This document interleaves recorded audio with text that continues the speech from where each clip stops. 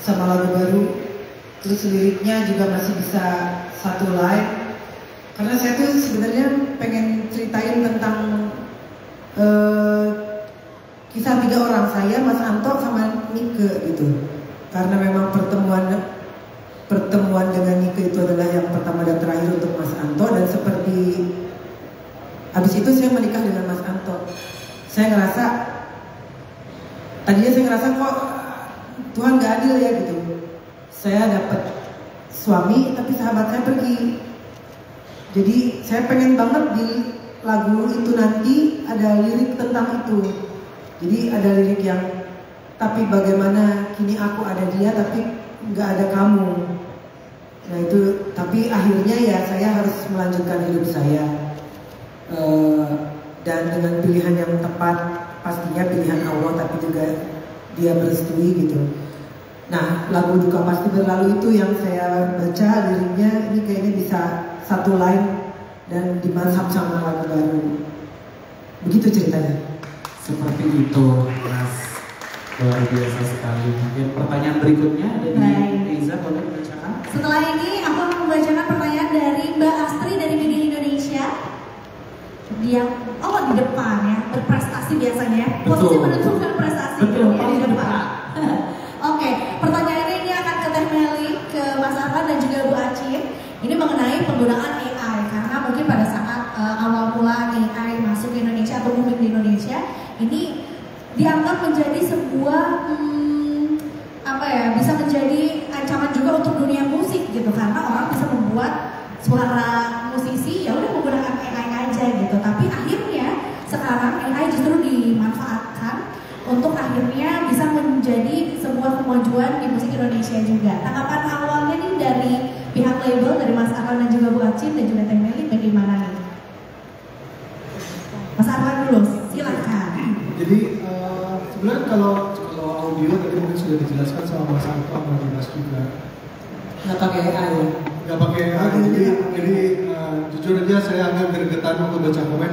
Ini suaranya AI ya? Suaranya AI? Enggak, ini suara asli. Makanya tadi aku sudah dijelaskan juga Pak Meli, dan saya juga terima kasih buat teman-teman NRC yang susah payah dengan sukarela menjawabin satu-satu untuk pertanyaan-pertanyaan atau statement-statement yang agak melenceng.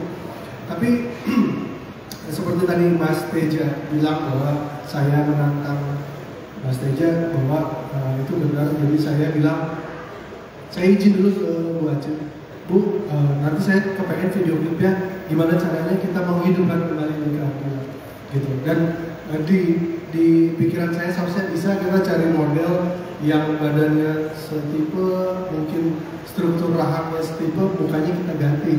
Ini kan namanya juga ngayal ya. Ngayal saya langsung minta ke Mas Upi Guava yang mana satu tim dengan Mas Teja, satu tim dengan Mas Upi. Kita mau bikin kayak gini. Dan itu requestnya sebelum lagunya jadi sebetulnya gitu. Jadi biar mereka mempersiapkan teknologinya dulu. Ya udah begitu jadi lagunya dikerjakan lah. Dan di tengah jalan memang sempat ada kesulitan karena kadang-kadang pipinya kegedean segala macam, itu teknis. Tapi saya senangnya dari Mas Teja dan tim berusaha semaksimal mungkin untuk menjadikan ini sesempurna mungkin hingga kita bisa nikmati di hari ini. Wah, luar biasa. Dan ini mudah-mudahan nggak jadi misleading ya. Aku mau nambahin dikit ya. Boleh sekali, maka. Jadi kalau dari sisi aku, musisi itu banyak banget nih di zaman dulu. Yang pastinya itu menjadi inspirasi buat saya komposer. Inspirasi saya dari Kang Dadang Esmana, dari Cecep AS, dari Linto Harahap, dari semua komposer-komposer yang lebih senior dari saya. Saya suka bingung, suka gemes aja gitu. Anak-anak sekarang nggak tahu hal itu. Mereka kalau potret kadang-kadang suka bawain lagu ini, Bu Acin, engkau masih anak sekolah, atau ini pergi ke bulan. Lagu pergi ke bulan itu lagunya Tepi Kadi ya. Lagunya Tepi Kadi itu semua nyanyi, satu kafe full nyanyi. Tapi nggak tahu yang bikin yang nyanyi dulu Tepi Kadi, komposernya siapa. Nah menurut saya teknologi ini harus dipergunakan sebaik mungkin untuk juga mengetengahkan kembali yang sudah lama, yang sudah lebih dahulu menjadi menjadi insan musik ke tengah anak-anak Gen Z supaya tahu gitu. Anak-anak sekarang mungkin yang namanya Benyamin karena ada Sidul anak sekolah, tapi nggak tahu Suman Jaya itu yang mana gitu. Atau Bing Slamet tuh yang mana? Adi Bing Slametnya tahu. Tapi menurut saya harus tahu mereka gitu. Sejarahnya tuh harus tahu. Begitupun di musik. Nah dengan adanya teknologi AI ini kan jadi tahu. Oh, komposer ada dulu komposer namanya Dedang Lesmana, lagunya ini. Ada Cecep AS, dari Tohan Rahab, ada segala macam. Itu yang perlu dipergunakan. Jadi bukan dimusuhin teknologi yang baru itu, tapi dipergunakan sebaik-baiknya untuk lebih memperkaya lagi. Ini sekarang kita, kalau dulu saya nggak mungkin duet sama almarhum Melky Guslo, bapak saya. Sekarang mungkin banget gitu. Bukan, jadi tetap aja akan ada undang-undangnya ya, karena lagu itu ada copyrightnya. Mempergunakan wajah orang juga nggak semena-mena terus di medsos wajahnya itu ditempel. Ini anak-anak NFC suka bandel nih, suka tiba-tiba bikin cover-cover sendiri. Jadi tetap aja walaupun ada teknologi baru, kita ada undang-undangnya, jadi nggak usah khawatir. Tapi pergunakanlah teknologi itu sebaik-baiknya untuk mengetengahkan kembali sejarah musik. Ada siapa aja yang dulu, yang sekarang menjadi cikal bakal atau inspirasi kita. Potret juga inspirasinya dari Beatles, dari Kus Plus, dari apa. Mungkin sekarang pada tahu, tapi 5 tahun, 10 tahun kemudian mungkin cucu saya nggak tahu Kus Plus itu yang mana gitu. Nah dengan adanya teknologi-teknologi sekarang, apalagi ada musika klasik, ini saatnya diketengahkan kembali musisi-musisi yang tahun-tahun.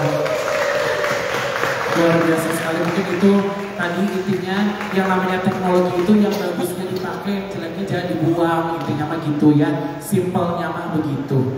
Nah, tapi mungkin kita masih punya satu pertanyaan lagi juga ya Iza, dari Mas Rahman, dari Medcom. Ada di mana Mas Rahman Medcom? Oh, ada di sebelah sini, oke. Ini akan ada pertanyaan yang akan diberikan kepada rekan-rekan musika. Di sini ada nggak sih mungkin Mas Arlan ataupun Bu Anshin terkait ada nggak sih karya-karya Nike yang mungkin belum dirilis atau ada plan untuk diperbarui kembali? Iya, yang belum dirilis rasanya nggak ada ya, Mas Ted ya? Ya, nggak ada. Tapi dengan kemajuan teknologi dan juga kita berusaha setiap tahunnya membuat sesuatu yang beda dan baru untuk Nika Ardila pastinya. Saya rasa di tahun depan ya, di tahun depan mudah-mudahan kita juga membuat sesuatu lagi yang berbeda. Amin. Doain ya. Aku mendengar dari kuping kiri aku ada yang ngomong asik, Kak Emma ya. Asik. Emma Ardila. Emma Ardila gitu. Emma Ardila. Dari tadi tanya dari belakang aku udah kayak si Emma Ardila ini mah ya, Emma Ardila memang bukan lagi. Nah, tapi kalau dari teknologi aku ini pertanyaan aku pribadi. Kan dikasih berapa list lagu tuh kan? Tapi ada nggak sih kan mungkin ada lagu bisa dibilang second option lah yang sempat jadi top list untuk dipilih untuk di mashup dengan lagu teknologi, ada nggak tuh? Nggak ada sih, aku langsung ke beberapa lagu karena liriknya itu. Karena liriknya dan juga nyambung dengan cerita yang tadi Teh Meli sampaikan ya. Oke, kurang lebih itu tadi mungkin untuk sesi Q&A-nya. Mungkin boleh tepuk tangan dulu buat narasumber kita. Aku ada sedikit tambahan. Boleh. Aku mau kasih surprise sama Alan sama Kang Deden. Jadi waktu almarhum masih hidup, kan dia tuh senang banget bagi-bagiin lungsuran gitu ke teman-temannya. Ada 2 pakaian yang dilungsurin ke aku. Tapi hari ini, di momen hari ini, saya mau kasih satu ke Deden sama Alan untuk nanti dipasang di museum. Jadi ini dulu dikasih sama Nike. Jadi dikasih sama Nike. Sekarang saya kembalikan. Tadinya saya keep, tapi sekarang udah saatnya saya balikin untuk museum. Ini rompi yang dipakai di cover album.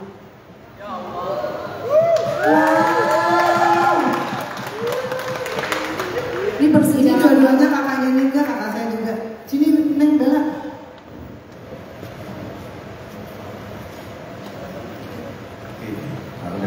ini adalah salah satu momen-momen surprise yang nggak ada di briefing ya MC. Jadi agak terkejut, memang ini benar-benar surprise banget. Betul, dan juga memang penuh dengan sejarah ya. Betul, betul. Rompi ini juga digunakan almarhumah juga di dalam salah satu. Ya, di cover albumnya ya. Oke, baik kita langsung. Saya mewakili dari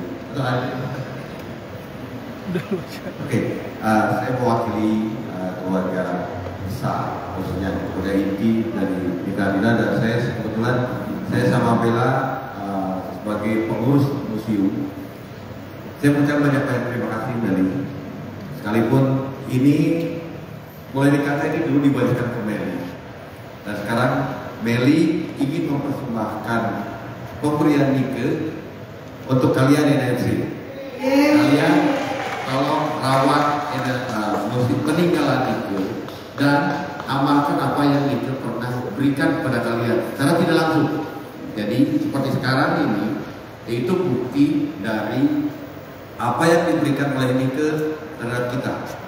Tadi sudah ada statement dari Meli sendiri bahwa tadi Nike sering berbagi.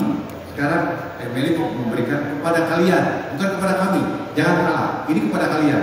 Hanya kami memfasilitasi. Dengan adanya museum itu kan karena kalian. Jadi kami merealisasikan, mendirikan museum itu atas keinginan kalian. Nah sekarang salah satu bentuk perhatian dari sahabatnya Nike yang dulu diberikan oleh Nike dan akhirnya kembalikan lagi ke museum untuk penggemar Nike Ardila semuanya. Terima kasih Meli, terima kasih NFC. Semoga apa yang kita harapkan mendapatkan keberkahan dan keridhaan Allah Subhanahu wa taala. Amin. Amin. Amin.